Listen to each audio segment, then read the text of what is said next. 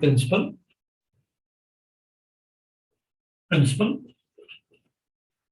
And techniques.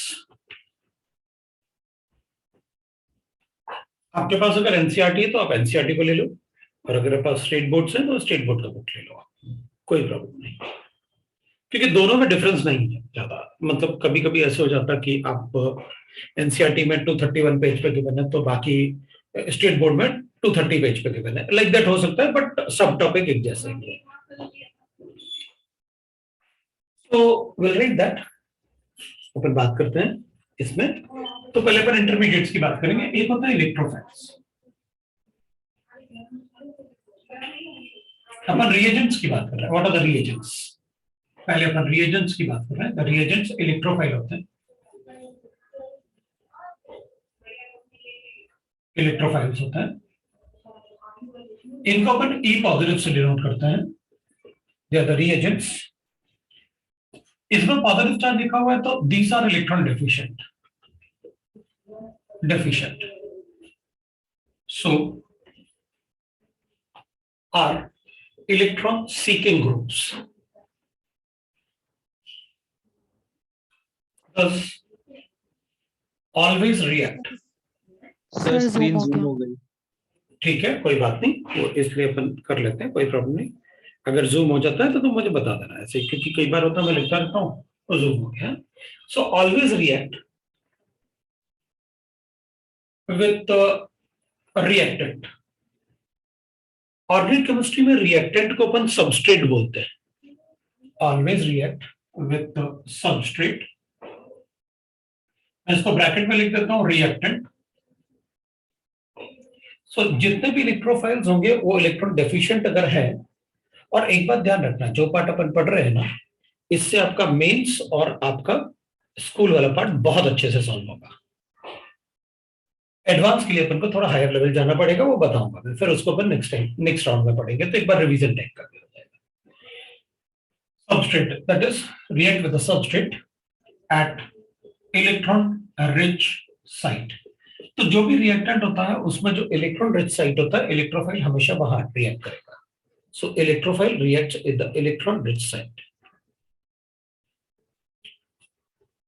Examples अगर अपन लिखेंगे तो will write that all cations they are electrophiles।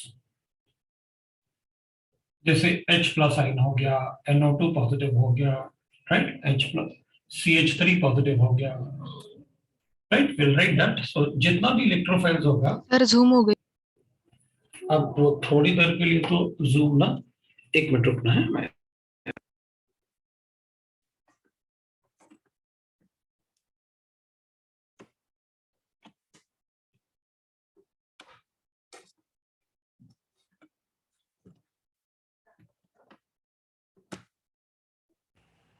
अब शायद नहीं होना चाहिए।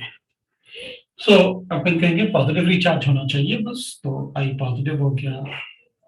तो कोई भी अगर पॉजिटिव चार्ज है तो अपन उसे इलेक्ट्रोफाइल बता देंगे, एनी विच इज, जिस पे पॉजिटिव चार्ज होगा अपन उसे इलेक्ट्रोफाइल बता देंगे। बस आप कैटाइन लिखो, हम इलेक्ट्रोफाइल बता देंगे। बी ऑल, अपन एक तरीके से लुईस एसिड लिख रहे हैं, Lewis acid, because Lewis acid जिनमें इलेक्ट्रॉन, जो इलेक्ट्रॉन डेफिशिएंट होंगे, है ना, जो इलेक्ट्रॉन डेफिशिएंट, जिसमें सेंट्रल एटम इलेक्ट्रॉन डेफिशिएंट होगा, तो अपन लिखेंगे molecules in which central atom is electron deficient। central atom is electron deficient। अपन बहुत सारे मॉलिक्यूल्स पढ़े इसमें इलेक्ट्रॉन डेफिशिएंट वाले इन केमिकल बॉन्डिंग, तो अपन ऐसे एग्जांपल बता सकते हैं भाई, BX3 all halides, X is halogen there, BH2, BX2, जिनमें सेंट्रल एटम इलेक्ट्रॉन डेफिशिएंट थे, जिनका ऑक्टेट कंप्लीट नहीं था, पढ़ा ना बनना ऐसे। फ्लोरेंस, बोरॉन के पास सिर्फ 6 इलेक्ट्रॉन्स है, तो ये तो इलेक्ट्रॉन डेफिशिएंट होगा। और इलेक्ट्रॉन डेफिशिएंट होता है तो इसके पास एम्प्टी ऑर्बिटल होता है, तो वो बैक बॉन्डिंग भी पढ़ा करते हैं इसमें, कि भाई उसमें तो बैक बॉन्डिंग भी होता है। बैक बॉन्डिंग मतलब एक एटम के पास एम्प्टी ऑर्बिटल हो और दूसरे एटम के पास लोन पेयर हो, तो उसमें हमेशा बैक बॉन्डिंग होगा, like that we have discussed, है ना। तो ये सब के सब अपन इलेक्ट्रोफाइल बोल सकते हैं जिनमें सेंट्रल एटम इलेक्ट्रॉन डेफिशिएंट है। Third we can write that electrophiles के लिए if central atom is attached with large number of electronegative atom, negative atom, तो इनको भी अपन जनरली इलेक्ट्रोफाइल्स में काउंट कर लेते हैं। जैसे एग्जांपल लेते हैं, PCl5 will be electrophile, CO2 will be electrophile, SO2, SO3, SOCl2, SO2Cl2, like that we can write. They are electrophilic. वो क्यों इलेक्ट्रोफिलिक है सर, अपन बताएंगे। तो अपन कहेंगे देखो होता क्या है ना, अगर P और Cl का बॉन्ड होगा तो Cl इज मोर इलेक्ट्रोनेगेटिव, तो इस पे डेल्टा नेगेटिव चार्ज आएगा तो इस पे डेल्टा पॉजिटिव आएगा। रीजन, ये इलेक्ट्रॉन इसकी तरफ शिफ्टेड होगा, जो इलेक्ट्रॉन नेगेटिविटी डिफरेंस की वजह से होता है। हमने पढ़ा ना, इलेक्ट्रॉन नेगेटिविटी डिफरेंस की वजह से इलेक्ट्रॉन हमेशा किसकी तरफ शिफ्टेड होता है, इलेक्ट्रोनेगेटिव एटम की तरफ। तो एक तरीके से फास्फोरस पे 5 डेल्टा पॉजिटिव चार्जेस है, क्योंकि हर एक Cl का एक डेल्टा पॉजिटिव चार्ज होगा ना, तो फास्फोरस पे 5 डेल्टा पॉजिटिव चार्ज, तब तो वो बहुत ज्यादा इलेक्ट्रॉन डेफिशिएंट होगा, उससे 5 Cl इलेक्ट्रॉन लेके गए। ऐसे इस पे डेल्टा पॉजिटिव चार्ज होता है 2, इस पे भी 2, इस पे 3 डेल्टा पॉजिटिव चार्ज, इस पे 3 डेल्टा पॉजिटिव चार्ज, इस पे 4 delta positive charge, like that we can write. So अगर सेंट्रल एटम पे डेल्टा पॉजिटिव चार्जेस है तो अपन कहेंगे उस केस में that can act as a electrophile. ये इलेक्ट्रोफाइल्स के लिए अपने लिए काफी होगा। दूसरा अपन लिख सकते हैं न्यूक्लियोफाइल। न्यूक्लियोफाइल्स जो होते हैं, न्यूक्लियोफाइल्स उनको नेगेटिव चार्ज के साथ डिनोट करेंगे। अगर नेगेटिव चार्ज के साथ डिनोट करेंगे तो ये तो इलेक्ट्रॉन रिच है, फिर तो इसका उल्टा होगा भाई, इसके पास इलेक्ट्रॉन है, इलेक्ट्रॉन रिच है, तो ये तो इलेक्ट्रॉन डोनेट करेगा। जो इलेक्ट्रॉन डोनेट करते हैं they are Lewis bases, they are electron rich, तो अपन कहेंगे they are electron rich,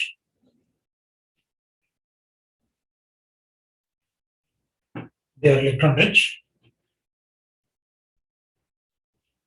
rich, so are electron donating group। अब वो उनको इलेक्ट्रॉन चाहिए नहीं, वो इलेक्ट्रॉन डोनेट करेंगे, so they are electron donating group, क्योंकि उनके पास खुद इलेक्ट्रॉन है, donating group.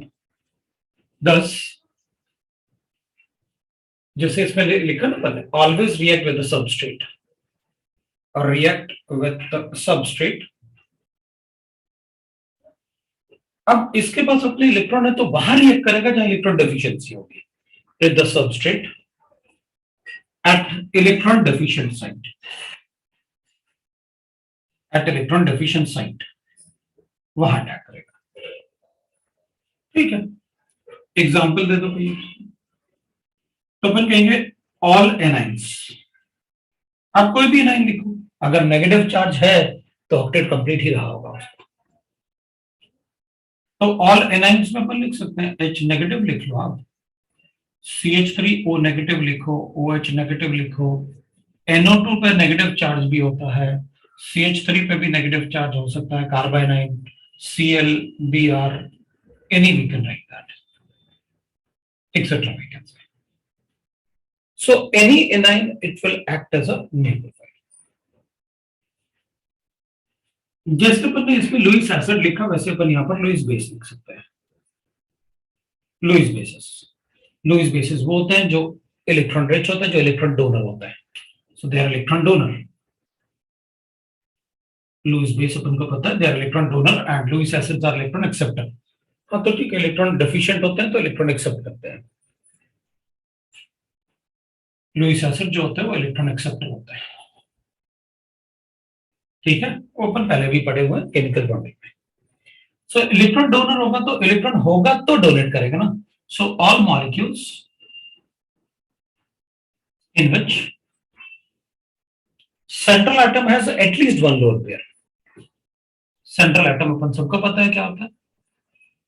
Has at least one lone pair. At least one lone pair. And their octet is complete. And their octet is complete. And their octet is complete. And their octet is complete.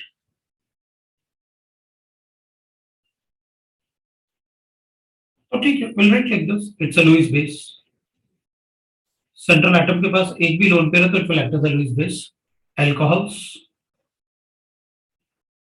it will act as a Lewis base. Phenols, it will act as a Lewis base.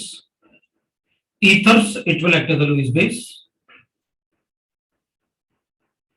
Ammonia, it will act as a Lewis base. Amines, they will act as a Lewis base. तो central atom का octet complete हो और उस पे एक अगर lone pair है तो will say that will act as a Lewis base. इनको अपन लुईस बेस बोलते हैं. They're Lewis bases.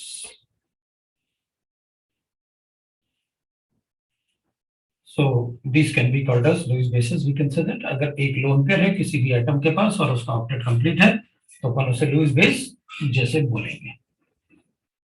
So that can act as a Lewis base. These are the Lewis bases.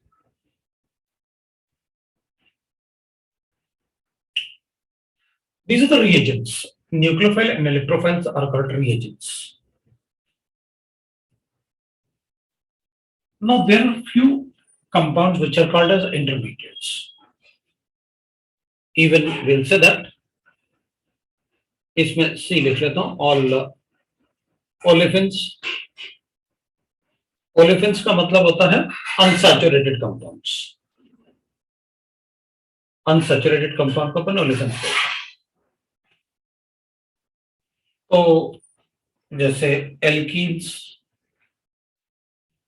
alkynes, benzene, मतलब जिसमें double और triple bond होगा they will act as a nucleophiles.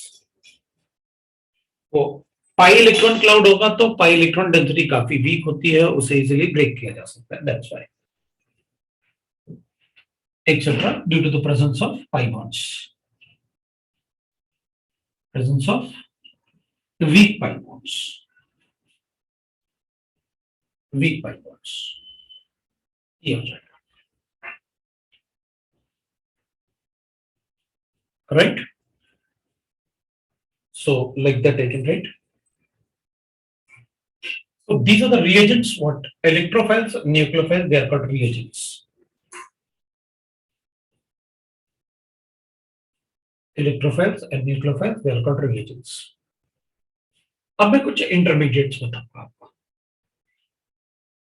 ये आपको मतलब ये इससे भी मतलब आपको अच्छे से आना चाहिए कि इलेक्ट्रोफाइल कौन से होते हैं जो इलेक्ट्रॉन डेफिशिएंट होंगे सेंट्रल एटम जिनमें, और न्यूक्लियोफाइल्स वो होते हैं जो इलेक्ट्रॉन रिच होते हैं. उतना पार्ट तो अपन को पता होना ही चाहिए अच्छे से कि इलेक्ट्रोफाइल मतलब इलेक्ट्रॉन डेफिशिएंट, न्यूक्लियोफाइल मतलब इलेक्ट्रॉन रिच. तो इलेक्ट्रॉन रिच था इसलिए मैंने नेगेटिव चार्ज लिखा, इलेक्ट्रॉन डेफिशिएंट होगा इसलिए मैंने पॉजिटिव चार्ज लिखा.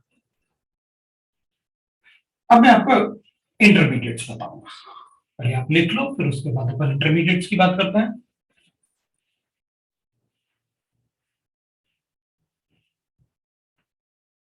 आप लिख लो फिर अपन इंटरमीडिएट्स की बात कर लेंगे.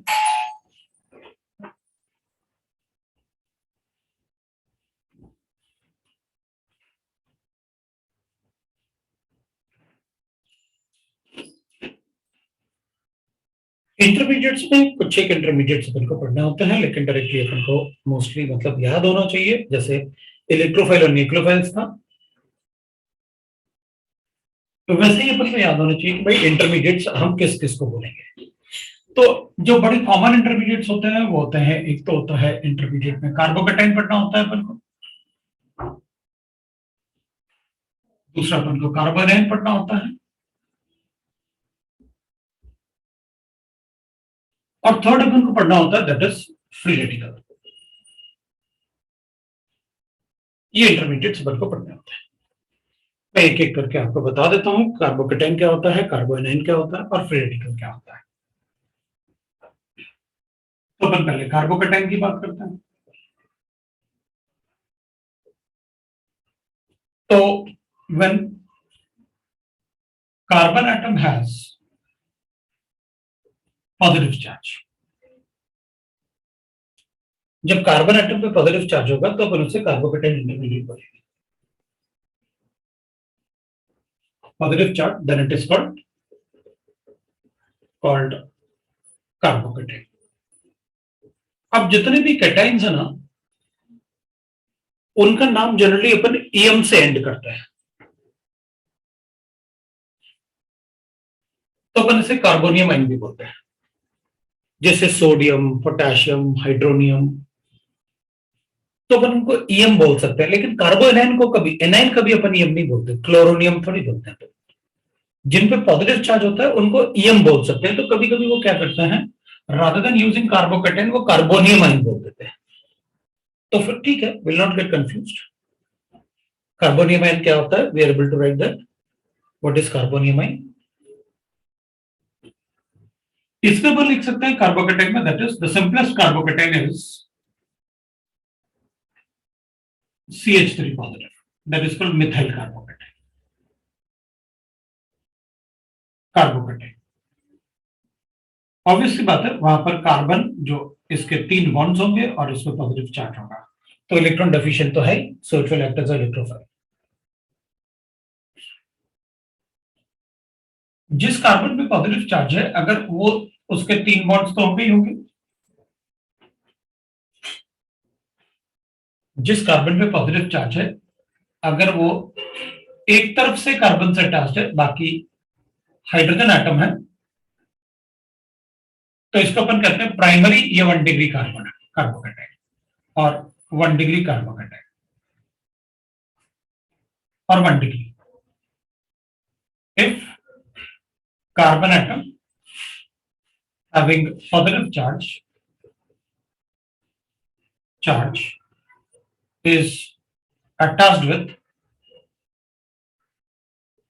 carbon atom from one side only,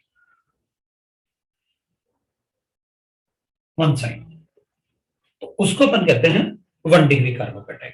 अगर 2 साइड से अटैच्ड होगा तो 2 डिग्री कार्बोकेटाइन। अभी अगर किसी कार्बन के पास पॉजिटिव चार्ज है और वो 2 तरफ से कार्बन से, इसमें ज्यादा हो सकते हैं, मतलब it can be a longer chain, doesn't matter. वो एक ही तरफ से कार्बन से अटैच्ड है, जिसके पास पॉजिटिव चार्ज है वो अगर एक ही तरफ से कार्बन से अटैच्ड है तो दैट इज 1 डिग्री। अगर वो 2 तरफ से अटैच्ड है तो इट इज कॉल्ड सेकेंडरी और 2 डिग्री, या इसे अपन 2 डिग्री भी बोलते हैं। कार्बोकेटाइन अगर 3 तरफ से कार्बन से अटैच्ड है तो अपन उसे 3 डिग्री बोलेंगे। अगर 3 तरफ से कार्बन से अटैच्ड है तो अपन उसे 3 डिग्री या टर्शरी बोलते हैं, और 3 डिग्री। देखो, ऑर्गेनिक केमिस्ट्री में एक बात ध्यान रखना, मार्क्स को लाना बहुत इजी होता है क्योंकि कैलकुलेशन के मिस्टेक नहीं होंगे, और जैसे आपने बताया बस वैसे ही क्वेश्चन सॉल्व करते हैं, क्योंकि जैसा आप क्लास में बताओगे क्वेश्चन भी मुझे वैसे ही आने वाले हैं। इसलिए इस बात का ध्यान रखना कि मतलब इसमें मार्क्स लाना बहुत इजी है, क्योंकि इसमें कैलकुलेशन मिस्टेक पे कोई चांस नहीं है। फिजिकल में को कैलकुलेशन मिस्टेक हो सकता है। बस ऑर्गेनिक केमिस्ट्री में एक ही प्रॉब्लम है, क्लास मिस हुआ तो ऑर्गेनिक केमिस्ट्री गए। This is the only problem कि एक भी क्लास मिस हुआ ना ऑर्गेनिक केमिस्ट्री का, तो फिर कोई कितना भी कहे कि मैं तुम्हारा ऑर्गेनिक केमिस्ट्री अच्छा करवा दूंगा, ये करवा दूंगा, वो बेवकूफ बना रहा है। इतना ध्यान रखना बस, ऑर्गेनिक केमिस्ट्री में क्लास मिस हुआ मतलब गया, फिर पूरा साल आप परेशान रहोगे, आपको नहीं सीखने, आप नहीं सीख पाओगे। क्यों? क्योंकि वापस रिवाइज करने में मैं भी उतने मन से नहीं पढ़ाऊंगा। मेरा फर्स्ट जो पढ़ाने का तरीका होगा उसमें लगेगा यार बच्चा क्या सोच रहा होगा, उसके हिसाब से पढ़ाओ, अपने हिसाब से नहीं पढ़ाना मुझे। तुम डाउट पूछो, जो भी पूछोगे बताऊंगा। बस इसमें एक ही प्रॉब्लम होता है, फिजिकल में क्या होता है, चैप्टर वाइज होता है ना, चलो ये चैप्टर नहीं हुआ अगले चैप्टर देखते हैं। उसी में ऐसा नहीं होता, जो मैं यहां पढ़ा रहा हूं वो लास्ट क्लास में भी इसी को यूज करके पढ़ाऊंगा। इसलिए ऑर्गेनिक केमिस्ट्री में एक बात ध्यान रखना, क्लास मिस हुआ मतलब गया ऑर्गेनिक केमिस्ट्री,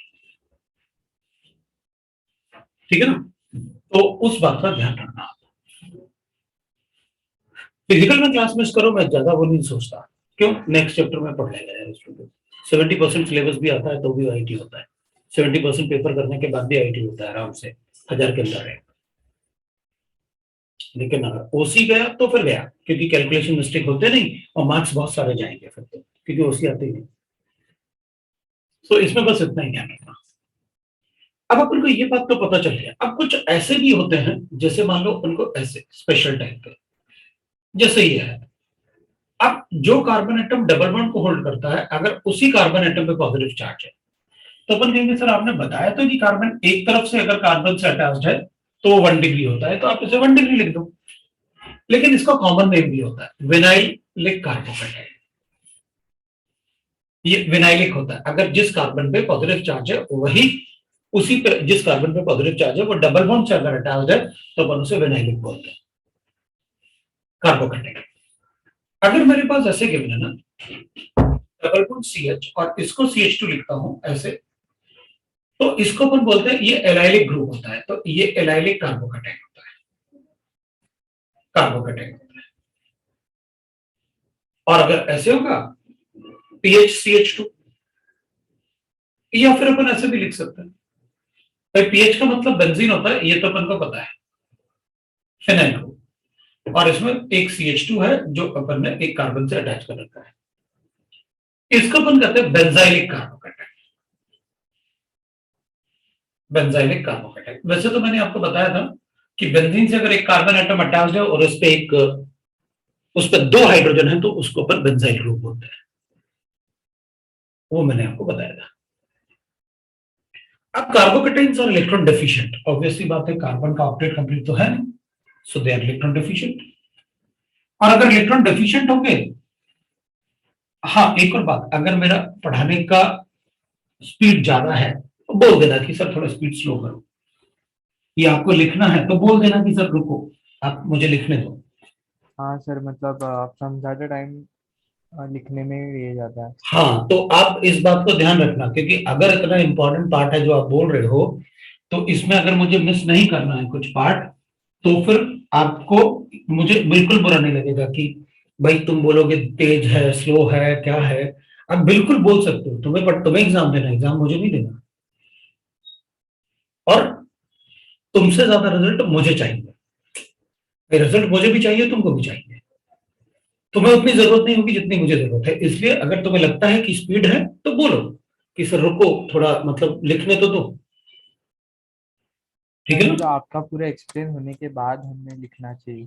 चलेगा, मैं थोड़ी देर वेट कर लूंगा एक्सप्लेन करने के बाद, अगर तुम्हें लगता है कि रुक फिर जाओ एक्सप्लेन करने के बाद कॉपी करेंगे पूरा। चलेगा, बट उसमें मुझे लगता है कि एक्सप्लेन करने के बाद कॉपी करने से अच्छा है तुम उसको मतलब स्क्रीनशॉट लेके हटा दो। फिर लिखने का हो ही नहीं पाएगा यस फिर। सर, बहुत लोड पड़ता है तो। बाद में मतलब सही बात है, तो बाद में लगेगा छोड़ो यार, हाँ थोड़ा हाँ थोड़ा सर, थोड़ा वही। लिखने की कोशिश करो, मतलब ऐसे थोड़ा थोड़ा लिखे, स्पीड स्लो कर लो, थोड़ा थोड़ा लिखने की कोशिश करो, मैं रुक जाया करूंगा थोड़ा, चलेगा, ओके सर। ठीक हाँ है, सर। चलेगा चलेगा। तो all carbocations are electron deficient, so they act as electrophile, act as electrophile। अब मैं इलेक्ट्रोफाइल को ई पॉजिटिव लिख लूंगा, all are sp2 hybridised.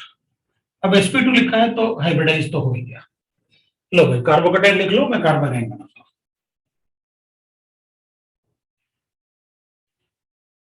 Intermediate में अपने लिए काफी होगा इतना। अब इतना लिख लो, मैं कार्बन आयन बनाता हूं। सर आपने बेंजालिक एसिड को लिखा है। मैंने बेंजाइलिक एसिड लिख दिया ना, कार्बोकेटाइन लिखना था, benzylic carbocation.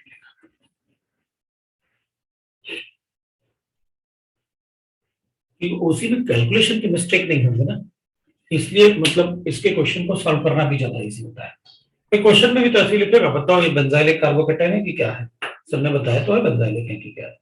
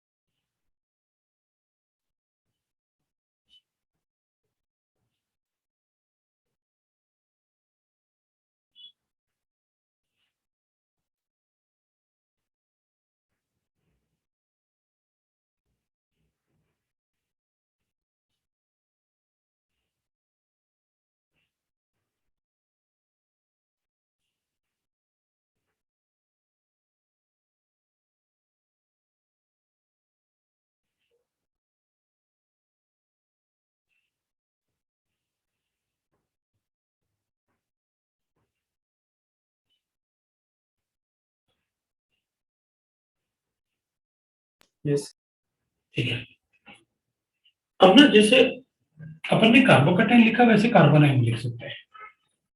When carbon atom, इसमें पॉजिटिव चार्ज की जगह मैं नेगेटिव चार्ज लिख दूंगा, और नेगेटिव चार्ज लिखूंगा तो सब कुछ वैसे ही रहेगा, बस वो न्यूक्लियोफाइल जैसे ही हो जाएगा, द इलेक्ट्रॉन रिच और न्यूक्लियोफाइल, बस। और बस पॉजिटिव चार्ज की जगह पर नेगेटिव चार्ज लिख लेंगे, सारा पार्ट सेम है। Carbon atom has negative charge, then it is called carbon है, तब अपन उसे कार्बोनाइन बोलते हैं। The simplest carbanion is methyl carbanion. Methyl carbanion एक ही कार्बन एटम है ना। अब इसमें अगर 3 कार्बन एटम था तो प्राइमरी था, but we can write this is a propyl carbocation, क्योंकि 3 कार्बन है तो प्रोपाइल हो गया। सेकेंडरी ब्यूटाइल कार्बोकेटाइन, ब्यूटाइल के मैंने 4 बना दिए। Tertiary butyl carbocation, like that we can write, वो नाम अपन कार्बन के हिसाब से लिखते हैं। तो जैसे अपन ने मिथाइल लिखा, मिथाइल इज नॉट 1 डिग्री और 2 degree carbanion, but this will be 1 degree carbanion, primary और 1 डिग्री। सो प्राइमरी लिख सकते हैं अपन, 1 डिग्री लिख सकते हैं। प्राइमरी क्यों? क्योंकि जिस कार्बन पे नेगेटिव चार्ज है वो एक ही तरफ से कार्बन से अटैच है,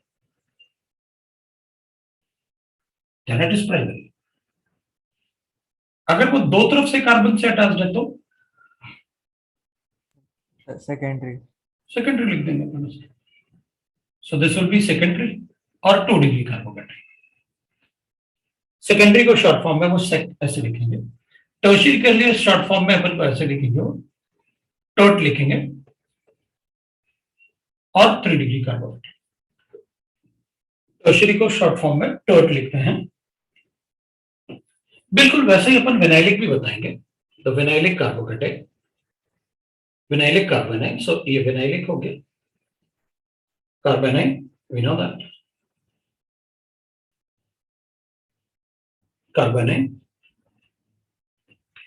allylic कार्बोनाइन,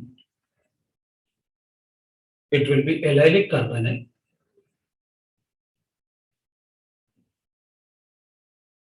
allylic carbonine,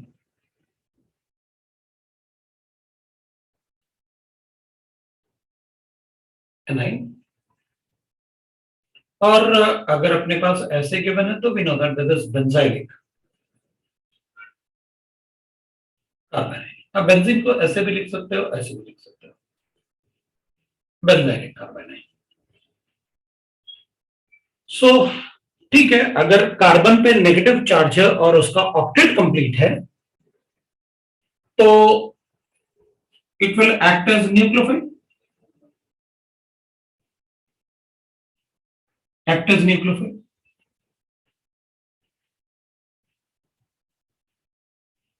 It is electron rich. It is electron rich. And hybridization sp3 hybridized. sp3 hybridized.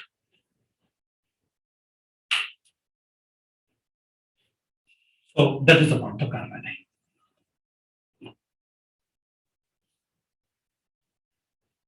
Hybridization, we all know that, how to write that. These are generally sp3 hybridized. We know that sigma bonds, no, 4 sigma bonds. So we'll write it as a sp3 hybridized.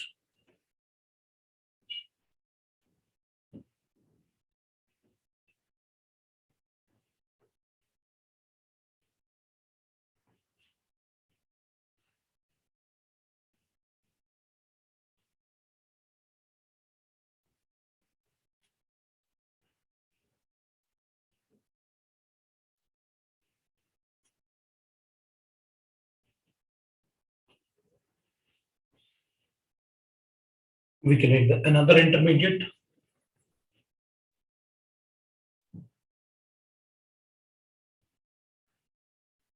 जिसको पर free radical कहेंगे। Sir बोलो। Sir आप विनिलिक कार्बेनियन वाला part वापस explain कर सकते हैं क्या? इसमें विनाइलिक वाला yes sir. in IUPAC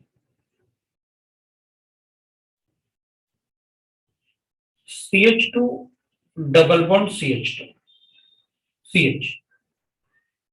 This is a vinylic group.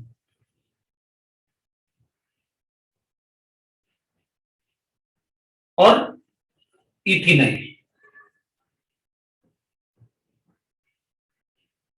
CH2 double bond CH and CH2 अगर ये किसी मेन चेन से अटैच है तो अपन इसको एलाइल बोल सकते हैं,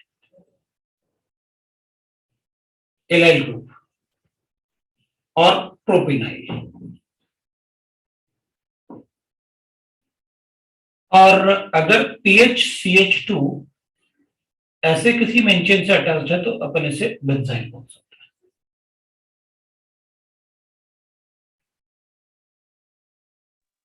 yes sir, got it now. तो अपन ने कहा भाई इस पे अगर पॉजिटिव चार्ज हो जाए तो फिर अपन कहते हैं कि भाई इस पार्ट को आप विनाइल बोलते हैं, तो ठीक है उसको विनाइल लिख देते हैं, विनाइल और कैटाइन। दैट्स व्हाई मैंने उसको विनाइलिक और एलाइलिक, कैटाइन और एनाइलिक कहा।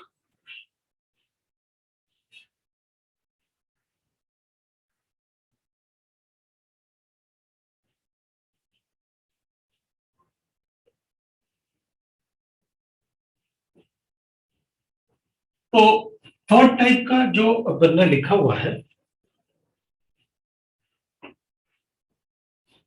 when carbon atom has odd electron, मतलब 7 electrons,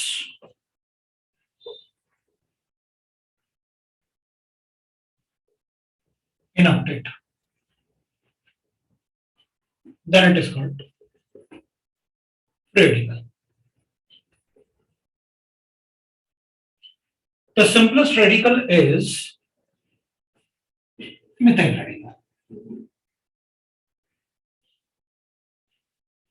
मिथाइल रेडिकल मतलब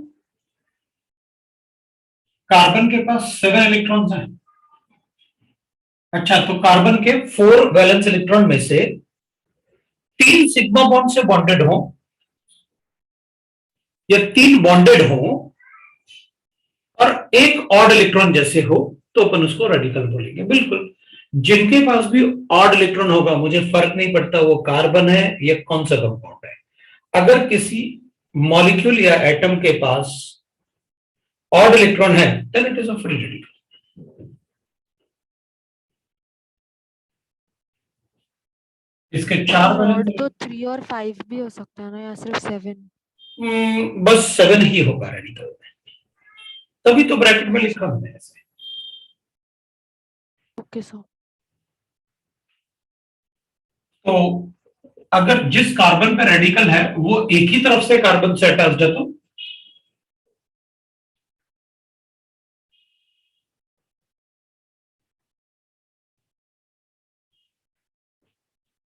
it is called one primary और वन डिग्री। अगर जिस पे रेडिकल बनाया अपन ने वो 3 तरफ से कार्बन से 2 तरफ से कार्बन से अटैच्ड है तो 2 डिग्री, 3 तरफ से अटैच्ड है तो 3 degree.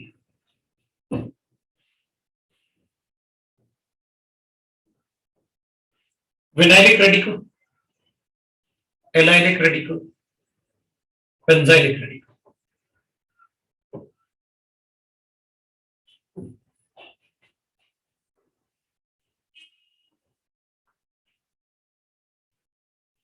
एलेनिक radical.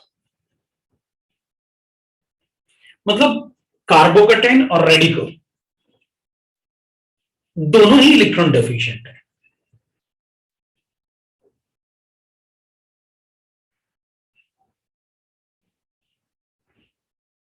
All free radical is electron deficient, so they act as electrophiles. sp2 based.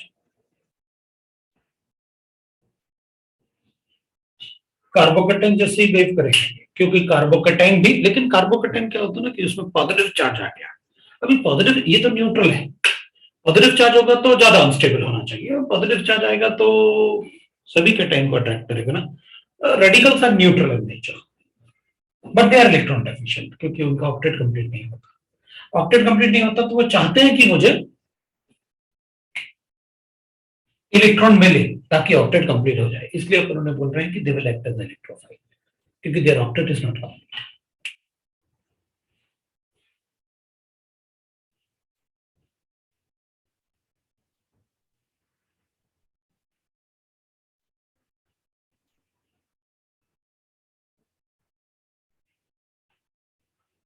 Because their octet is not complete.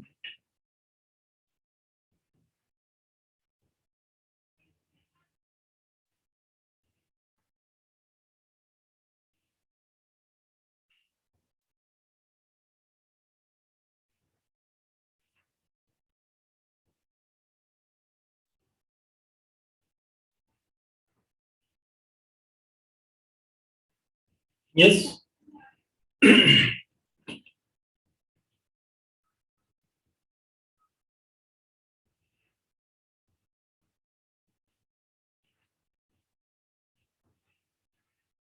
वो सेकंड एग्जांपल के नीचे वही लिखा है ना, उसका ही है ना? हाँ, ये वाला ना। हाँ सर। अरे चेंज कर लिया ना, रेडिकल है।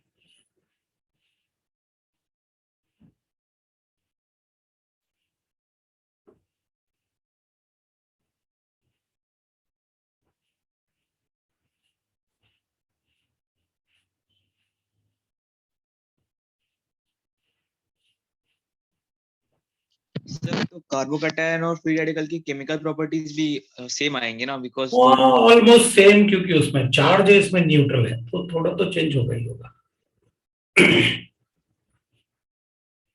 अभी तो मैंने सिर्फ तुमको ये बताया ना कि रेडिकल होता क्या है। भाई जरूरी थोड़ी है कि कार्बन पे रेडिकल बनेगा, मेरी मर्जी। आपने ये तो नहीं बताया कि कार्बन ही रेडिकल होता है। Cl2 इस बॉन्ड को ऐसे ब्रेक कर देते हैं,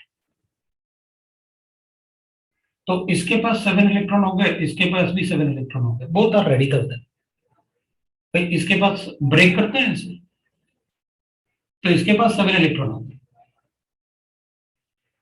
इसके पास भी 7 इलेक्ट्रॉन हो गए, then I will write that they are chlorine radical. मुझे इससे कोई फर्क नहीं पड़ता कि वो कार्बन है, क्लोरीन है, क्या है। अगर उसके पास ऑड इलेक्ट्रॉन है, दैट इज अ रेडिकल।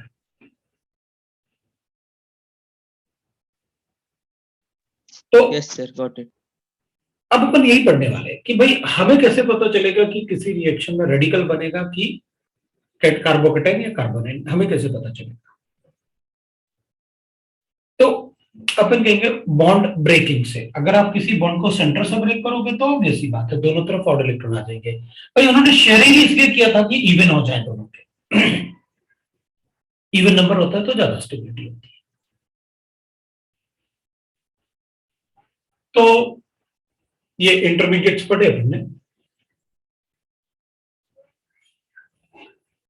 अब अपन पढ़ेंगे bond breaking, that is called bond cleavage. So breaking of bonds in the organic chemistry.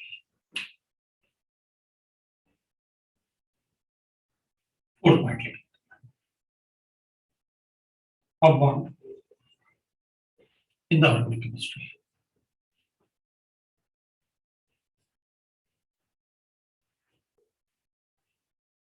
is called bond cleavage. Is called bond cleavage. So breaking of bond in organic chemistry is called bond cleavage.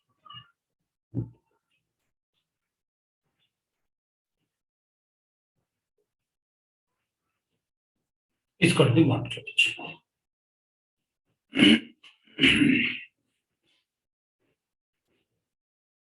Organic chemistry is called the bond cleavage.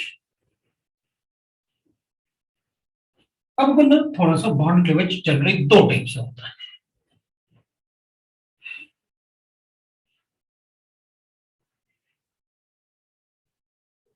दो type से होता है।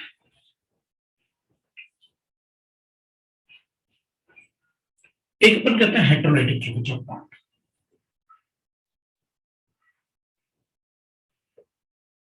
और एक होता है homolytic cleavage of bond.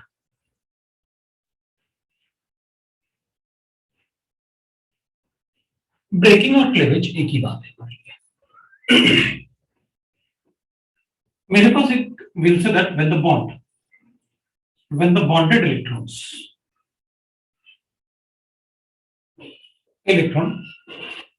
shift towards the electronegative atom, shift की जगह अपन ट्रांसफर लिख लेते हैं, ट्रांसफर, और अपन शिफ्ट को ब्रैकेट में लिख लेते हैं, towards electronegative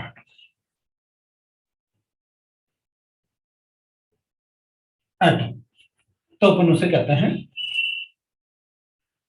heterolytic bond cleavage. When the bond breaks from the center, bond breaks from the center,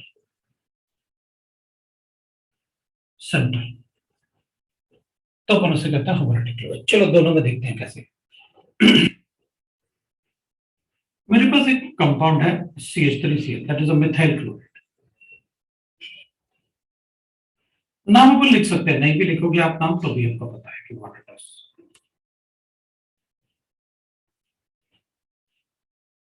अब अपन को एक बात पता है अच्छे से कि अगर CH3Cl है तो यहां पर कार्बन जो है वो इलेक्ट्रोनेगेटिविटी डिफरेंस की वजह से, क्योंकि अपन को पता है जितना ज्यादा इलेक्ट्रोनेगेटिविटी डिफरेंस होता है, जितना ज्यादा इलेक्ट्रोनेगेटिविटी डिफरेंस होगा, इसका इलेक्ट्रोनेगेटिविटी 2.4, ये 2.1, ये 2.4, ये 3.0। जितना ज्यादा इलेक्ट्रोनेगेटिविटी डिफरेंस होता है उतना ज्यादा बॉन्ड में पोलैरिटी होता है, और इलेक्ट्रोनेगेटिविटी पीरियोडिक टेबल में पढ़ा करते हैं। This is on the polling scale. ये बॉन्ड ज्यादा पोलर है, मतलब इसके इलेक्ट्रॉन इसकी तरफ ज्यादा शिफ्टेड होंगे, इसके इलेक्ट्रॉन इसकी तरफ कम शिफ्टेड होंगे थोड़ा सा, क्योंकि इलेक्ट्रोनेगेटिविटी डिफरेंस कम। इस बॉन्ड में कार्बन और हाइड्रोजन में इलेक्ट्रोनेगेटिविटी डिफरेंस है, और इस इलेक्ट्रोनेगेटिविटी डिफरेंस की वजह से इसमें पार्शियल चार्जेस आते हैं। वो that due to movement of this electron there develops a polarity, and this movement of electron is called dipole movement. और डाइपोल मूवमेंट में अपन ने डेल्टा पॉजिटिव कैलकुलेट करके, डेल्टा का वैल्यू कैलकुलेट करके percentage of ionic character calculate कर लिया था कि इस बॉन्ड में कितना परसेंट आयनिक कैरेक्टर। इस पर डेल्टा नेगेटिव है, इस पर डेल्टा पॉजिटिव है। अगर बॉन्ड इसकी तरफ ट्रांसफर होता है, क्योंकि बॉन्डेड इलेक्ट्रॉन पूरे ऑर्गेनिक केमिस्ट्री में अगर कहीं भी आप कोई कंपाउंड बनाओगे ना, आप कैसे भी कंपाउंड बना लो, आपकी मर्जी, इन सब में जो सबसे ज्यादा इलेक्ट्रोनेगेटिव एटम होगा, सारे इलेक्ट्रॉन उसकी तरफ भाग रहे होंगे।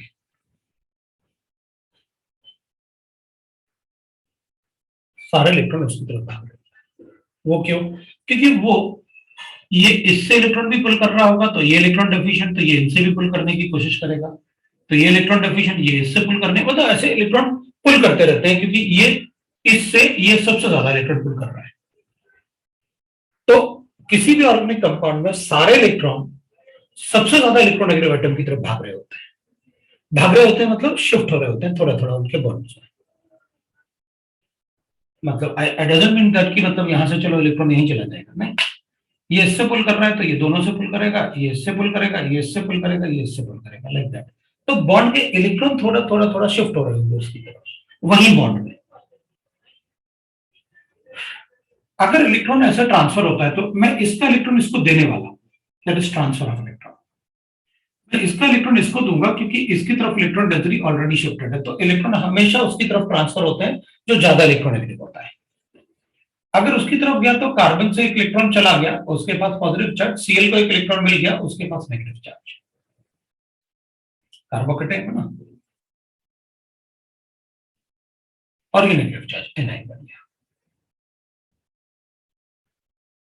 तो अपन बॉन्ड को अगर शिफ्ट करेंगे तो then it is called hydrolytic cleavage होगा।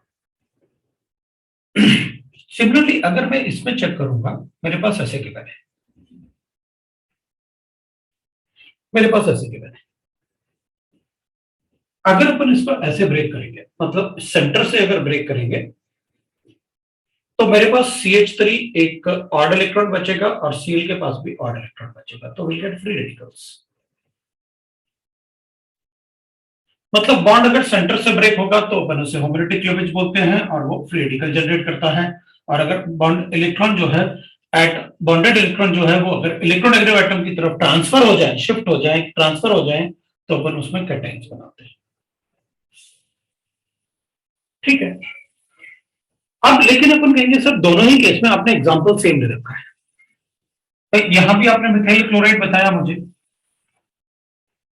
और यहां भी आपने मिथाइल क्लोराइड बनाया।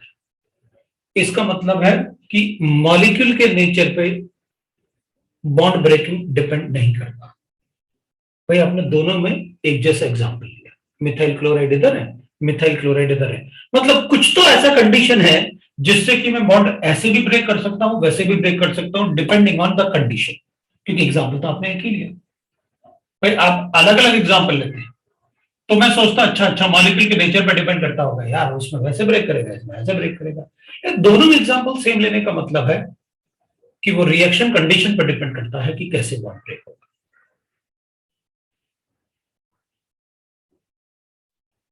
अगर किसी रिएक्शन में if in any reaction cations and anions are formed, anions are formed, अगर किसी रिएक्शन में cations and anions are formed, then it is carried out in polar solvents. In polar solvents मतलब आपने यहां पर कोई ना कोई पोलर सॉल्वेंट जरूर लिया है। कैसे? जैसे वाटर होता है, एल्कोहल्स होते हैं, they are polar solvent. Carboxylic acid भी पोलर सॉल्वेंट है, NH3 भी पोलर सॉल्वेंट है। इस टाइप से आपने कोई सॉल्वेंट लिया है तो मैं कहूंगा यहां पर मैंने पोलर सॉल्वेंट लिया, अपन ने पोलर सॉल्वेंट लिया। अगर पोलर सॉल्वेंट लोगे तो ये पोलैरिटी की वजह से बॉन्ड ऐसे डिसोसिएट होगा। भाई HCl होता है अपने पास, पानी में डालोगे तो कैसे, सेंटर से थोड़ी हो जाता है बॉन्ड ब्रेक, पानी में डालोगे तो ऐसे बनेगा क्योंकि वहां पानी में ऐड कर देगा, H+ साइन देगा, Cl- साइन देगा। पोलर सॉल्वेंट में हाइड्रोलाइटिक क्लीवेज होता है बॉन्ड का। इसमें पोलर सॉल्वेंट नहीं हो सकता, free radical non polar solvent होगा, सॉल्वेंट होगा। अगर नॉन पोलर सॉल्वेंट होगा तो फिर जैसे बेंजीन ले लेते हैं, बेंजीन में HCl डिसोसिएट ही नहीं होगा, NaCl डिसॉल्व नहीं होगा बेंजीन। पोलैरिटी तो लाइक डिसॉल्व लाइक पढ़ते हैं, भाई पोलर सॉल्वेंट में पोलर मॉलिक्यूल डिसॉल्व होगा, नॉन पोलर सॉल्वेंट में नॉन पोलर मॉलिक्यूल डिसॉल्व होगा। तो इसमें अगर बॉन्ड क्लीवेज करना है तो मुझे पोलर सॉल्वेंट नहीं लेना चाहिए, मुझे हाइड्रोलाइटिक क्लीवेज का कंडीशन नहीं बनाना चाहिए। तो सर पोलर सॉल्वेंट से क्या हो जाएगा ऐसा?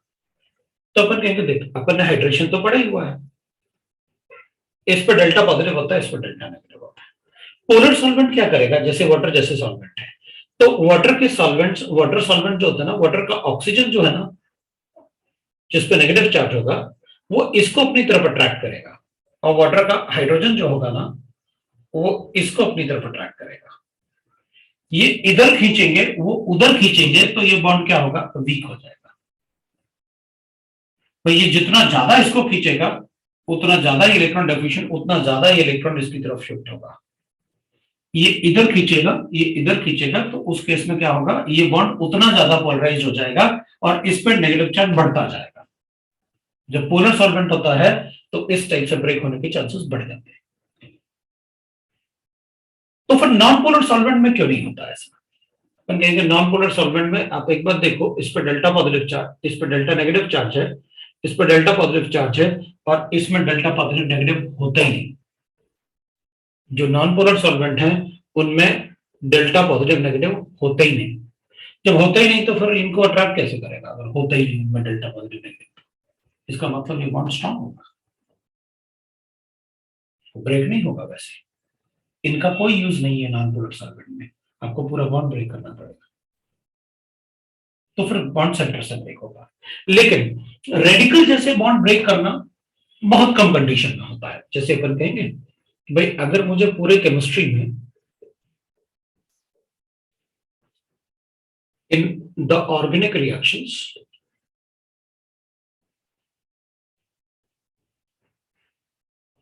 homolytic cleavage take place,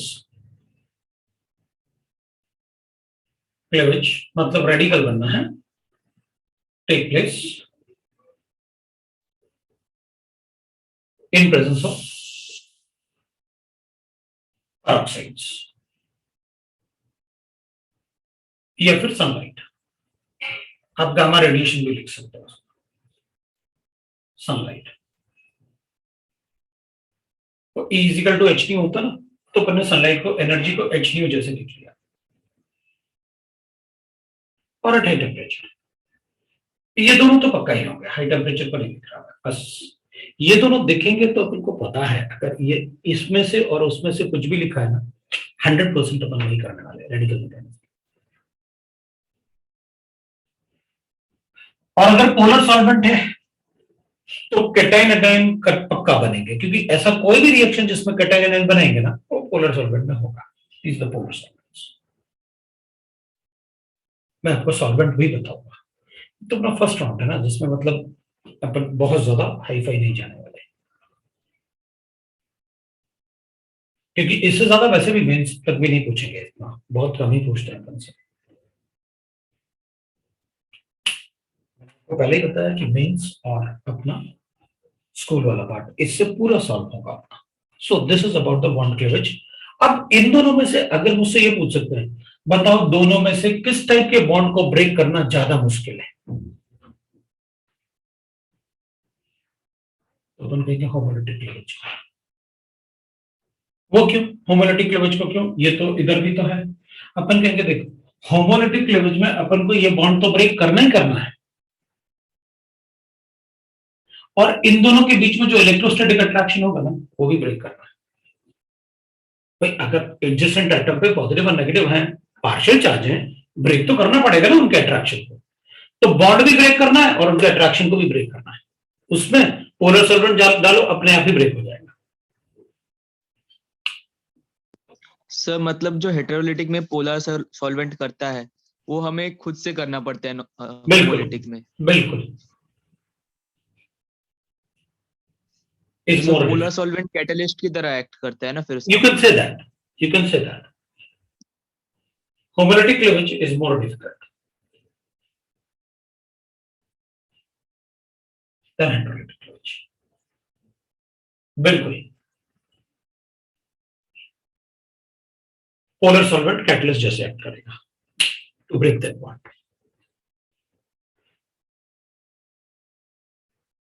तो एक तो क्लीवेज से क्या बनेंगे, किसको ब्रेक करना, कौन सा क्लीवेज मुश्किल है, इस टाइप के क्वेश्चन पूछ रहे। That is about the cleavage of bonds. तो जब होमोलिटिक क्लीवेज होगा तो there will be a radical formation, जब हेटेरोलिटिक क्लीवेज होगा तो कैटायन और एनायन बनेंगे। अगर कार्बन पे नेगेटिव चार्ज होता तो अपन कार्बन एनायन बोल देते हैं।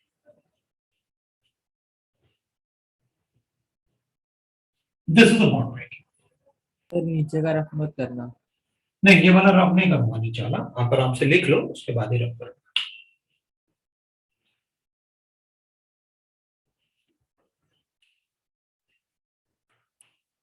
तुम बोलोगे तभी रखो।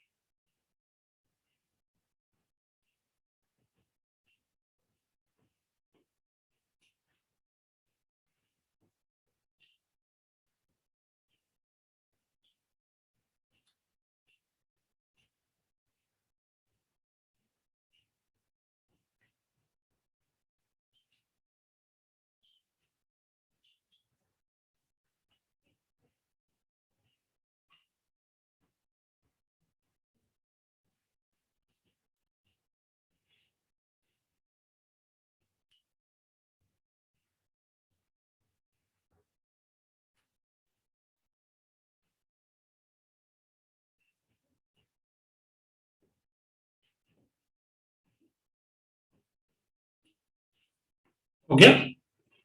थोड़ा जल्दी करना है यार, फिर मतलब ऐसे ना हो कि ज्यादा टाइम लगा। डन है ना? तो ठीक है, ये वाला पार्ट हो गया अपना।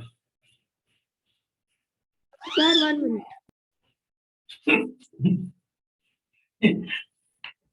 ऐसे टॉयज की आवाज आ रही थी कुछ। क्या भैया?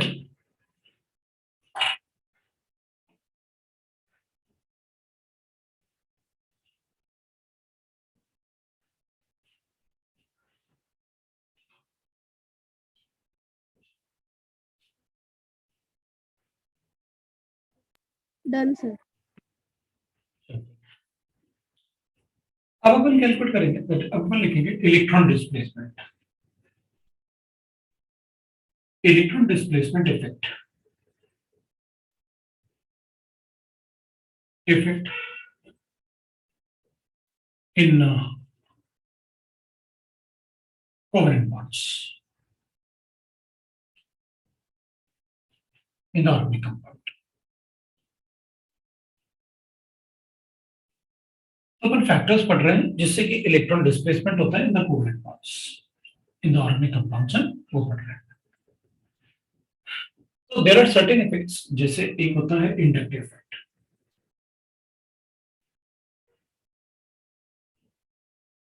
ठीक है, एक होता है मीजोमेरिक और रेजोनेंस इफेक्ट, इसको अपन आई भी बोलते हैं, आई से रिलेट करते हैं।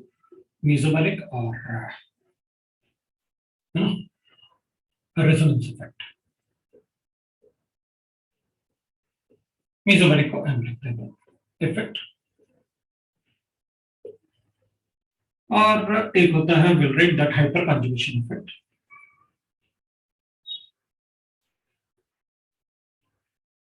Conjugation effect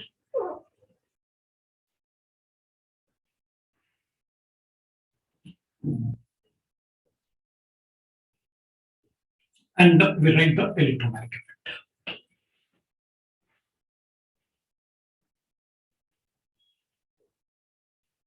effect.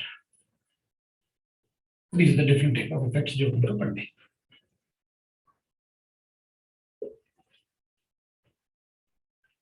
These are permanent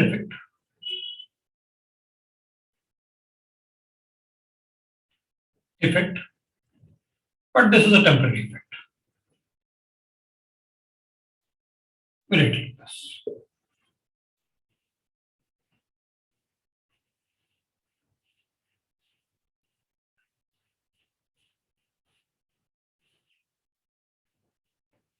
तो in short we can say that इसमें शिफ्टिंग ऑफ इलेक्ट्रॉन डेंसिटी होता है।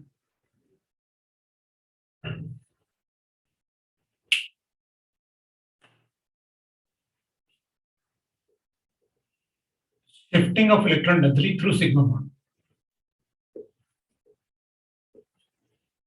Through sigma bond.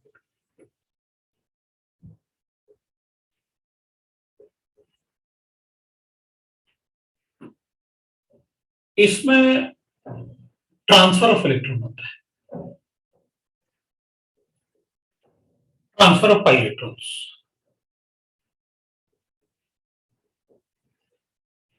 और इसमें भी that is transfer of sigma and pi electrons। तो अपन एक काम करते हैं, पहले पढ़ते हैं इसको, और वो इसलिए मैंने ऐसे लिखा कि भाई आप जब पढ़ने के बाद अगर कभी जरूरत पड़े तो आप डिफरेंस चारों में आप डिफरेंस पता कर पाओ कि भाई टेम्पररी कौन होता है, परमानेंट कौन होता है, और दूसरा कि किस में क्या होता है। अब अपन पढ़ते हैं तो देख पता चलेगा कि अच्छा इसलिए आप शिफ्टिंग ऑफ इलेक्ट्रॉन डेंसिटी वगैरह लिख रहे थे। इंडक्टिव इफेक्ट से शुरू करते हैं।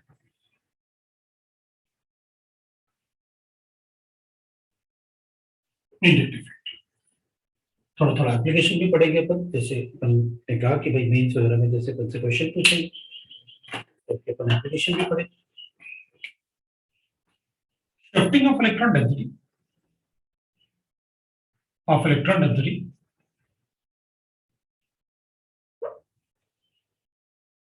towards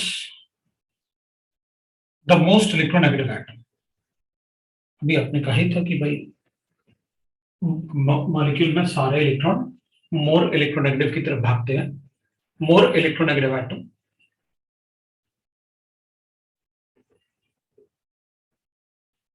through the sigma bond.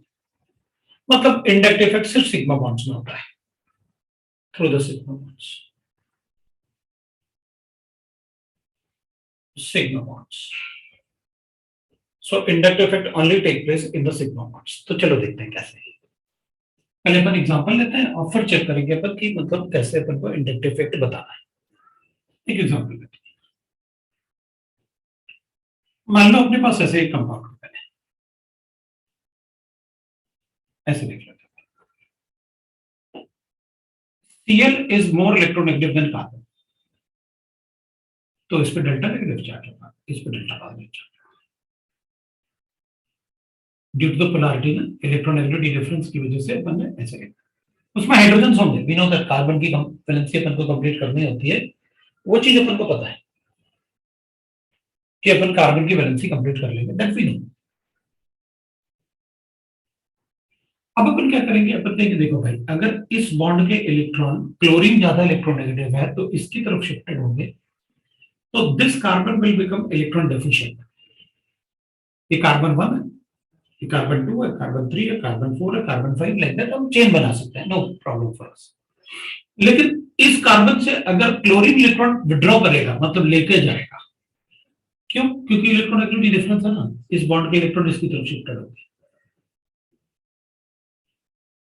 तो ये इलेक्ट्रॉन डेफिशिएंट हो जाएगा।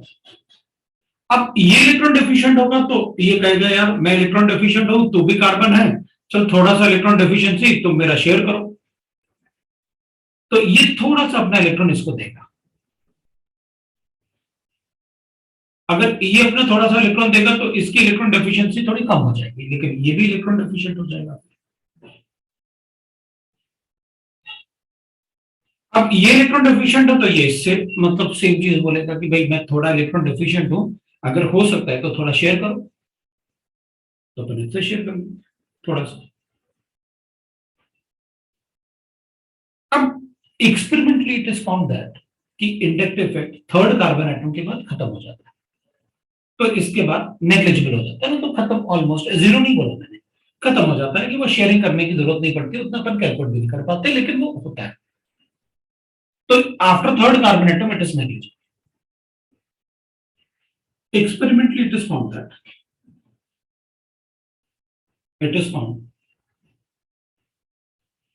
inductive effect becomes negligible after third carbon atom. वो थर्ड कार्बन एटम के बाद नेग्लिजिबल हो जाता है, ठीक है, मान ली। लेकिन अपन लोग कहेंगे कि सर ये वाला डेल्टा पॉजिटिव है, ये वाला डेल्टा पॉजिटिव है, ये वाला डेल्टा पॉजिटिव है, सबसे ज्यादा इलेक्ट्रॉन डिफ्यूजन तो इसी कार्बन को होना चाहिए ना, क्योंकि वो तो डायरेक्टली अटैच्ड है। बिल्कुल, तो अपन ने पढ़ा हुआ है डाइपोल मोमेंट में कि अगर इस पर डेल्टा नेगेटिव है, इस पर डेल्टा पॉजिटिव है, तो दोनों का स्ट्रेंथ बराबर होता है हमेशा। ऐसा नहीं हो सकती कि ये इलेक्ट्रॉन देगा तो वो लेगा ना, अगर इसका वैल्यू +10 है तो इसका वैल्यू भी -10 होगा, वी नो दैट। किसी भी बॉन्ड में जो डेल्टा पॉजिटिव और डेल्टा नेगेटिव होते हैं ना, वो हमेशा बराबर होते हैं। तभी तो अपन कहते हैं भाई mu equal to delta into d calculate करते हैं, डेल्टा कैलकुलेट करते हैं, दैट इज द चार्ज। और अपन ने वाटर के लिए क्या किया, अपन ने कहा एक OH बॉन्ड का कैलकुलेट कर लो डेल्टा।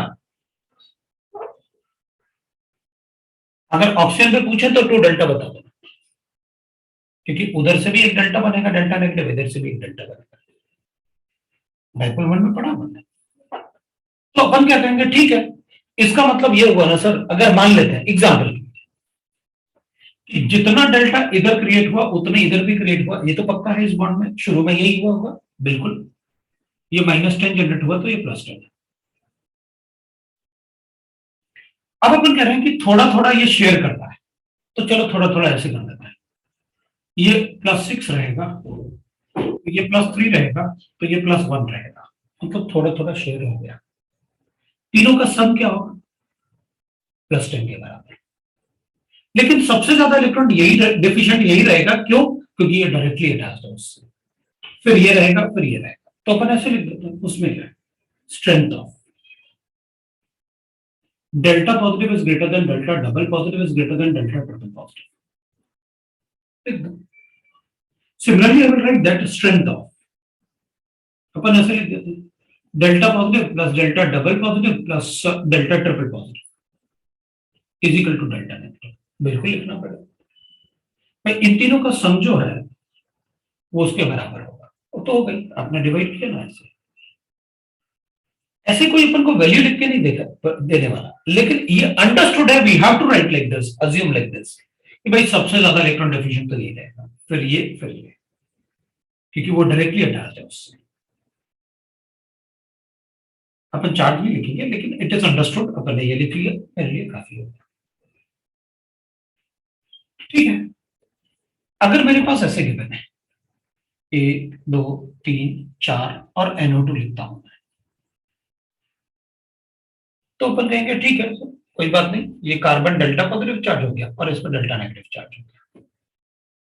एक्चुअली अपन पूरे NO2 मॉलिक्यूल पे डेल्टा नेगेटिव अज्यूम कर रहे हैं इस पे, ये पूरा NO2 मॉलिक्यूल, क्योंकि NO2 अपने लिए ग्रुप होगा ना, this is a organic compound, तो जिसमें कार्बन होगा वही तो ऑर्गेनिक कंपाउंड होगा अपने लिए, कार्बन चेन। हमें इंडक्टिव इफेक्ट कार्बन चेन में देखना होता है, उसमें जो ग्रुप अटैच है वहां पर CL लिया था अपन, यहां पर NO2 ले लिया। तो फिर सर मैं ऐसे को बोल सकता हूं क्या कि इसका इलेक्ट्रॉन विड्रॉ करने का टेंडेंसी ज्यादा होगा CL से, बोलना तो चाहिए, क्योंकि इसमें 3 इलेक्ट्रोनेगेटिव एटम मिलके उससे इलेक्ट्रॉन लेने वाले हैं और उसमें एक ही इलेक्ट्रोनेगेटिव एटम। तो इस कार्बन से 3 इलेक्ट्रोनेगेटिव एटम मिलके उससे इलेक्ट्रॉन विड्रॉ करने वाले हैं उससे। तो अगर आप कहोगे तो मैं ऐसे बोल सकता हूं कि इसका डेल्टा पॉजिटिव चार्ज ज्यादा होना चाहिए इससे, क्यों, क्योंकि ये अकेला इलेक्ट्रॉन विड्रॉ कर रहा है, ये 3 मिलकर इलेक्ट्रॉन विड्रॉ कर रहे हैं। तो ऐसा कोई ऑर्डर होता है क्या? हाँ बिल्कुल, वो मैं बताऊंगा आपको कि इंडक्टिव इफेक्ट का ऑर्डर क्या होगा, कि किस ग्रुप से अपन को ज्यादा विड्रॉ करें इलेक्ट्रॉन ले सकते हैं अपन और किससे कम इलेक्ट्रॉन ले सकते हैं। तो ये इलेक्ट्रॉन डेल्टा नेगेटिव है, इस पर डेल्टा पॉजिटिव चार्ज आया, यहां अपन बिल्कुल वैसे ही लिखेंगे, इस पर डेल्टा डबल पॉजिटिव आएगा, इस पर डेल्टा ट्रिपल पॉजिटिव आएगा, इन तीनों का सम इसके बराबर होगा, इन तीनों का सम इसके बराबर होगा। सो राइट दैट कि भाई थर्ड कार्बन एटम के बाद so delta positive greater than delta double positive greater than delta triple positive, ये अपने लिए स्ट्रेंथ होगा। बाकी आपको पता है क्या करना है। तो अपन कहेंगे अच्छा सर एक बात बताओ, अगर मान लो मैं ऐसे लिख लूं तो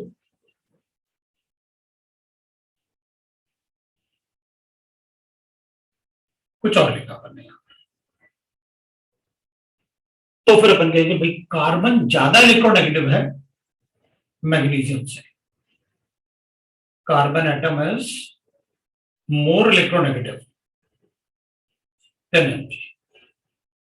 अब क्या होगा, अब तो ये इलेक्ट्रॉन देगा इसको, इस पर डेल्टा नेगेटिव और इस पर डेल्टा पॉजिटिव, मतलब जैसे 1 2 3 4 ऐसे 5 लिखा ना अपन ने, तो अगर कार्बन से ये ज्यादा इलेक्ट्रोनेगेटिव था इसलिए आप ऐसे बात कर रहे थे,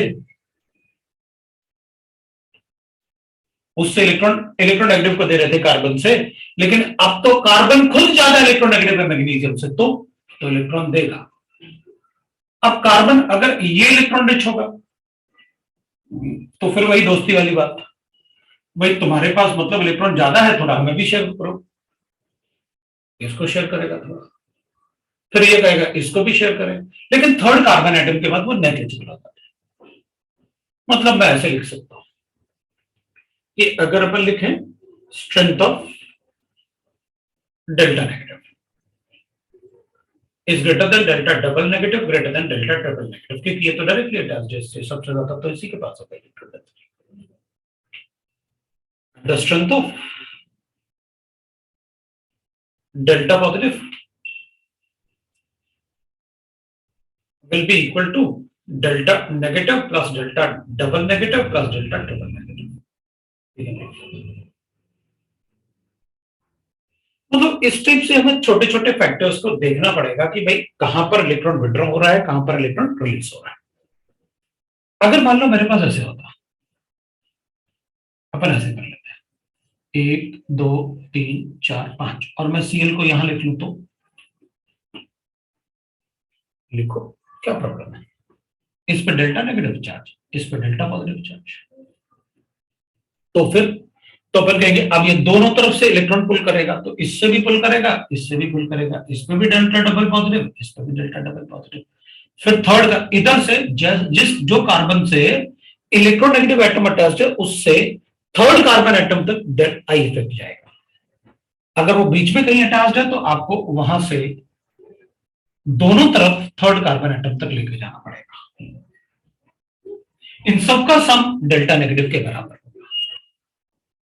इन सबका सम डेल्टा नेगेटिव के बराबर होगा। जितना डेल्टा नेगेटिव इधर होगा उतना ही डेल्टा नेगेटिव इधर होगा। अपन ऐसे भी लिख सकते हैं delta negative, delta positive, delta double positive and delta double positive dash both are equal. इधर तो अपन लिख सकते हैं स्ट्रेंथ,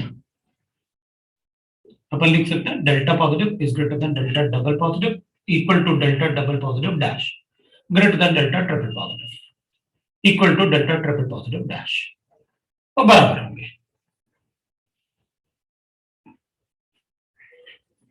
अगर अपन अनसिमेट्रिकल मॉलिक्यूल ले लें कोई, मतलब अपन को छोटे छोटे फैक्टर्स देखने होते हैं। अगर अपन कोई अनसिमेट्रिकल मॉलिक्यूल ले लेते हैं, मैंने ऐसे, अब इधर कार्बन ज्यादा है इधर कार्बन कम है, इस पर डेल्टा पॉजिटिव चार्ज है, तो इस पर डेल्टा डबल पॉजिटिव लेते हैं, इस पर डेल्टा ट्रिपल पॉजिटिव ले लेते हैं, इस पर डेल्टा डबल पॉजिटिव डैश ले लेते हैं, इस पर डेल्टा ट्रिपल पॉजिटिव डैश ले लेते हैं। अब दोनों ये दोनों बराबर नहीं होने वाले, क्यों? मॉलिक्यूलिज्म से आपने कहा था यहां पर नेग्लिजिबल होता है, आपने ये थोड़ी कहा था कि जीरो हो जाता है। इसके इलेक्ट्रॉन डेफिशिएंसी को शेयर करने के लिए ये है, आपने कभी ये नहीं कहा थर्ड कार्बन एटम के बाद जीरो हो जाता है, आपने कहा थर्ड कार्बन एटम के बाद नेग्लिजिबल हो जाता है। लेकिन नेग्लिजिबल है तो भी करने का ठीक है, इसके इलेक्ट्रॉन डेफिशिएंसी को शेयर करने के लिए ये है ना, इधर तो वो भी नहीं है, तो इसका स्ट्रेंथ कम ही होना चाहिए इससे। मतलब स्ट्रेंथ की अगर अपन बात करें तो delta positive charge must be greater than delta double positive charge must be greater than delta double dash must be greater than delta triple positive charge must be greater than delta triple positive attach. क्यों? क्योंकि इसका electron deficiency को share करने के लिए ये है ना, इधर कोई नहीं है। इसकी इलेक्ट्रॉन डेफिशिएंसी को शेयर करने के लिए ये है, लेकिन इधर कोई नहीं है, इसलिए इसका स्ट्रेंथ ज्यादा होगा इससे। अनसिमेट्रिकल में दोनों तरफ आप इक्वल स्ट्रेंथ नहीं बता सकते, सिमेट्रिकल में बता सकते हो। सिमेट्रिकल में आप बता सकते हो।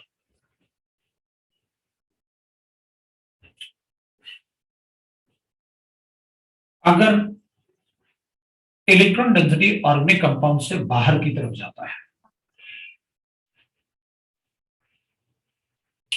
then it is called minus A effect, withdraw हो रहा है इलेक्ट्रॉन।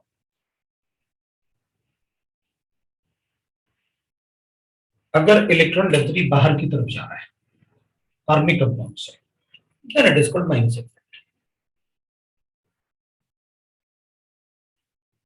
इसमें भी बाहर की तरफ जा रहा है, सो माइनस इफेक्ट।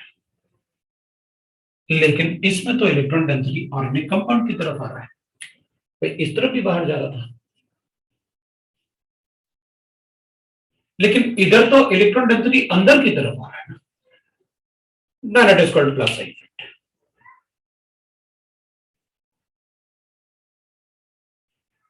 और यहां पर इलेक्ट्रॉन डेंसिटी बाहर की तरफ जा रहा है, then it is called minus effect।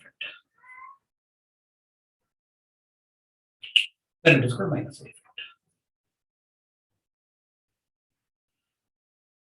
So minus effect तब होता है जब when the electron density shifted outward from the organic compound।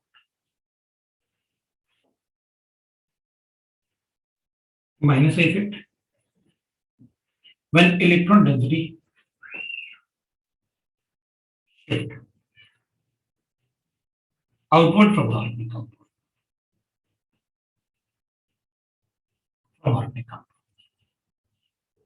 Organic compound। And plus effect when the electron density shift towards the organic compound। तो अपन इसे कहते हैं plus effect. जो इसको इफेक्ट शो करते हैं ना, group which show this effect, this effect is called electron releasing group। वो रिलीज करते हैं इलेक्ट्रॉन ऑर्गेनिक कंपाउंड में, इलेक्ट्रॉन रिलीजिंग ग्रुप अपन को ERG जैसे लिखते हैं, और group which shows this effect is called electron withdrawing group.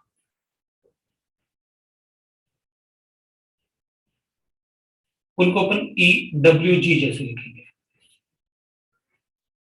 That is about minus आई और प्लस आई। अब अपन को बस ये लिखना है कि ऐसे कौन से ग्रुप हैं जो प्लस आई शो करते हैं और ऐसे कौन से ग्रुप हैं जो विड्रॉ, इलेक्ट्रॉन रिलीजिंग ग्रुप ना, तुमने माइनस आई ऊपर लिखा, सॉरी, ये विड्रॉइंग ग्रुप होगा, ये रिलीजिंग ग्रुप होगा, क्योंकि मैंने सोचा माइनस आई नीचे लिखा हुआ है, माइनस आई होगा तो विड्रॉ कर रहा है ना ऑर्गेनिक कंपाउंड से,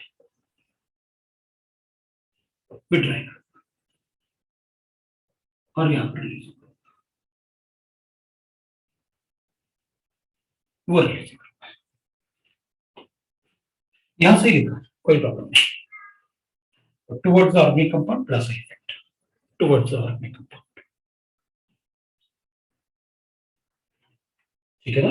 अगर electron density is coming towards the organic compound, ये तो विड्रॉ हो रहा है,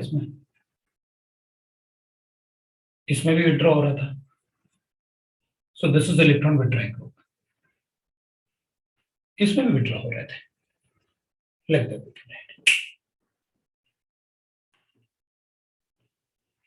तो आज यही रुकेंगे अपन, क्योंकि फिर तुम लोग वरना लेकिन ऑर्गेनिक केमिस्ट्री में क्लास मिस नहीं करना, बस याद रखना, वरना सब रहेगा। अब मैं चाहता तो मतलब और भी पढ़ना चाहते हैं पर, लेकिन अपन रुक जाते हैं, कोई प्रॉब्लम नहीं। मोस्ट प्रोबेबली कल फिर अपना क्लास होगा तो अपन इस पार्ट को खत्म कर देंगे। ग्रुप सी करना है और उनके एप्लीकेशंस पढ़ने हैं और related to school and mains part. लेकिन जो अपन पढ़ रहे हैं मेंस के लिए उतना ही चाहिए अपन को, अपन टू द पॉइंट और काफी अच्छे से वैसे पढ़ेंगे कि भाई कैसे अपन मेंस के क्वेश्चन सॉल्व होते हैं।